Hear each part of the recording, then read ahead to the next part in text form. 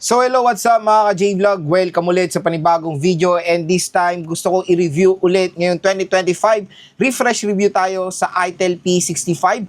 Maganda pa kaya ito i-purchase ngayong 2025 lalo na nag-price drop na to ngayong taon. Tara mga ka-J-Vlog, check natin.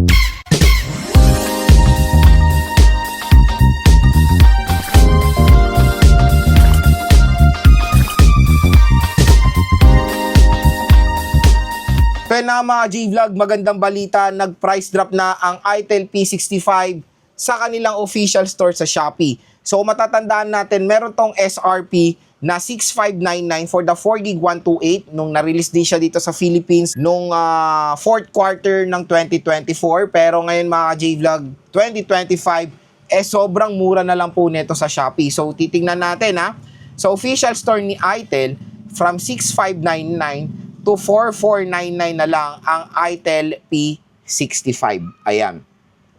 Ang magandang balita ba dito, pag meron pa kayong voucher mula sa Shopee, there's a possibility na makuha nyo pa to ng mas mababa. So, ganyan kalupit itong ITEL P65 ngayon. Super duper mura na lang siya ngayong early 2025 at nag-decide ako i-review siya dahil maraming consumers ngayon matik ang naghahanap ng napakasulit na smartphone, lalo-lalo na medyo tahimik pa ang mga brands when it comes sa pag-release ng mga bagong labas na entry-level smartphone ngayong 2025. So gagawin natin, titignan natin yung mga available na mga 2024 smartphones. Ngayon, i-review natin ngayon 2025, early 2025 para magkaroon kayo ng idea kung maganda pa sila i-purchase, lalo-lalo na lahat sila ay nag-price drop ngayong early 2025. At kung interested kayo sa ITEL P65, huwag kayo maglala mga ka-J-Vlog, ilalagay ko po yung link niyan sa description box. So yung presyo niya, I think isang variant lang naman ng ITEL P65 with 4GB 128. So sa kanyang SRP last year, medyo hindi bagay ang 4GB of RAM. Pero ngayon nag-price drop na ang ITEL P65, bagay na po ang kanyang RAM sa kanyang presyo. Pero again, yung pinakita ko is yung presyo niya sa Shopee. Pero yung SRP niya, I don't know kung nag-price drop na rin siya sa mall. Kaya maganda rin binigay ko sa inyo yung kanyang suggested retail price para alam nyo kung magkano talaga ang sagarang presyo ng ITEL P65. So kung meron man lang, comment nyo kung bumaba na rin ba sa mall, di maganda. Pero again, mas mura siya sa Shopee and there's a possibility makuha nyo pa to ng mas mura pag meron kayong voucher.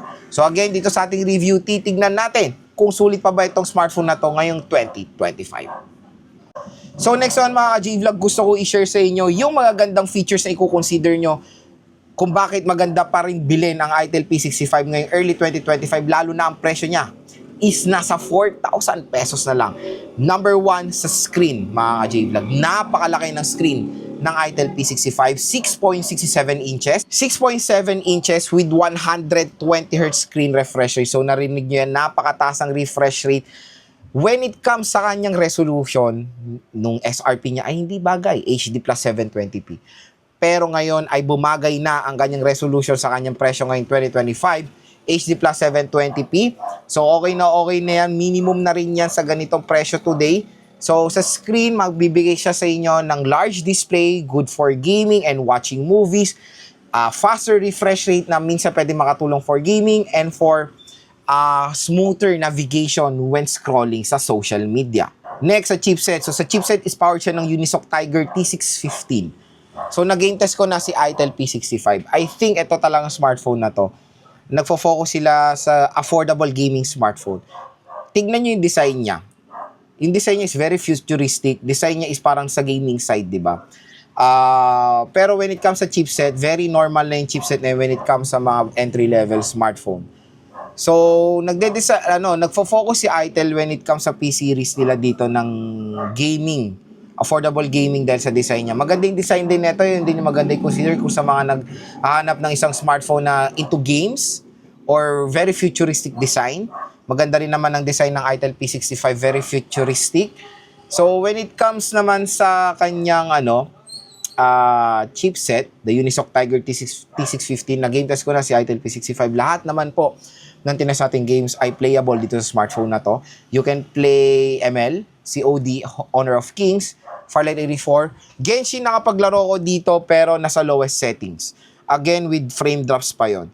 Kaya kung maglalaro kayo ng Genshin dito, always manage your expectation din sa smartphone na bibili nyo. 4,000 pesos lang to. Huwag na kayo mag-expect na, ay, bakit gano'n? Ang bagal niya sa Genshin. Mga ka-J-Vlog, tingnan nyo pa rin po yung overall presyo ng binibili nyo, di ba? T615, of course, meron limitation yan sa gaming. As long as yung ibang games, lalo na mga modules ay nalalaro niya, lalo na yung iba kasi more on focus is ML, pwede rin naman i-recommend itong ITEL P65. Let's appreciate na lang yung mga smartphones ngayon. Sa ganitong presyo na 4 Plus, nakakapagbigay na ng smartphone na nakakapaglaro tayo ng modern games. Bumalik tayo sa 2020, 2021. 6,000 pesos nga, to be honest, ang sakit na sa ulo pag naglalaro kayo, di ba? Masakit na sa ulo pag naglalaro kayo ng COD or ML. Kasi usually sa mga ganyang presyo dati na 6,000 ang ino-offer is MediaTek Helio P35. Pero ngayon, let's appreciate na lang yung innovation ng mga smartphone na sa ganitong mga price tag nakakapag-offer na sila ng chipset na we can play modern games today. So, yon mga J-Vlog, when it comes sa ML and COD, we can play naman dito sa ITEL P65. Maganda rin i-consider ang Unisoc T615 because sa kanyang GPU na Mali G57. Next sa camera, when it comes sa specs, mataas, 50 megapixel. So, okay na okay rin yan mga ka-J-Vlog. Again, hindi lang siya sa gaming side nagpo-focus when it comes sa camera rin. Mataas din yung specs na ma-offer ng camera ng ITEL P65. Next sa battery and sa charging rate. So, sa battery and charging rate, 5,000 is a huge battery and of course, a huge advantage yan of course ng ITEL P65. When it comes sa charging rate, sa kanyang presyo before is not a perfect fit sa 6 Plus. Pero ngayon sa 4 Plus is I think yan ang the best minimum na charging rate. So again, siguro kaya sila nagaganyan na presyo kasi there's a possibility pag lumabas yun ng few months, bumagsak na yung presyo niya at bumabagay na yung specs niya. So 18 watts is just fine sa presyo na 4.5. Again, 18 watts is still a fast charging capability rin naman yan. Makakapag full charge din naman tayo sa 5,000 mAh battery capacity ng I think 1.5 hours sa 18 watts fast charging rate. So, ang pinakamaganda i-consider talaga sa ITEL P65 is of course yung overall form factor niya, napakaganda. Naka-design talaga siya for casual gaming or for budget gaming consumers. And when it comes sa overall performance niya, maganda rin naman siya. Kahit na nagna-navigate lang kayo dito, hindi rin naman mabagal itong ITEL P65. So yun mga ka-J-Vlog, so far I think yung mga maganda pa rin i-consider sa ITEL P65 ngayong early 2025. Hopefully nakatulong sa inyong buying decision when it comes dito sa smartphone na to. So yun mga ka-J-Vlog, ang pinaka-main question, Lods, maganda bang i-purchase ang ITEL P65? So definitely mga ka-J-Vlog, when it comes sa kanyang presyo ngayong 2025, napakasulit niya na. 4GB 128 ang ma-offer niya sa 4,500. I think yan na rin ang pinaka-minimum na dapat na RAM at ROM ngayong 2025, lalo na sa ganyang presyo. When it comes sa performance sa gaming, nalaro ko na to or nag-game test ko na si ITEL P65 last year. You can play ML, COD, and Honor of Kings dito ng walang kahirap-hirap. Very smooth naman ang ML. Sa COD, I think hindi ganun sa COD, ganun din naman ang performance sa even sa Battle Royale and multiplayer. Meron tayong mga slight frame drops na na-experience, pero hindi siya nakaka-affect sa overall gameplay nyo. Again, very slight lang naman yung mga nakikita nating frame drops, tapos bumabalik naman siya sa pagiging smooth when it comes sa inyong gaming performance. And when it comes sa camera, okay rin naman. Balance naman ang specs ng ITEL P65 sa gaming and camera specifications.